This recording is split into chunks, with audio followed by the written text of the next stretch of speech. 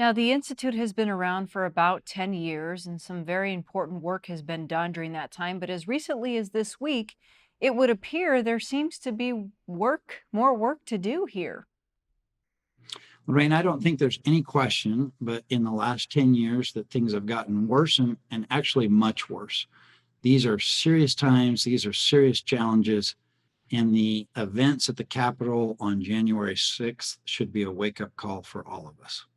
Now, it would be fair to say, though, that institutes like yours, the goal was to stop that. So, how did we get to this position where we're saying we have more work to do and it looks like things have gotten worse over the last 10 years? Well, the problem is that it actually started about 40 years ago. That's when the two parties started to sort themselves out ideologically so that we no longer have conservatives in the Democratic Party or liberals in the Republican Party. So these are deep systemic changes that we're working against. I think part of what that says is we can't look to the two parties to sort it out. We, the American people, will have to be our saving grace. And those of us who have not been particularly politically active, we may shy away from it. We got to recognize, just look at January 6th. We can't sit on the sidelines anymore. We are going to have to step up and do our part. As we know, this is easier said than done. So, how are we as a community able to change that course of the conversation here as we move forward?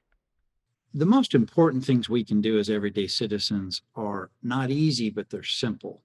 The first principle and best practice of engaging differences constructively is to listen for understanding.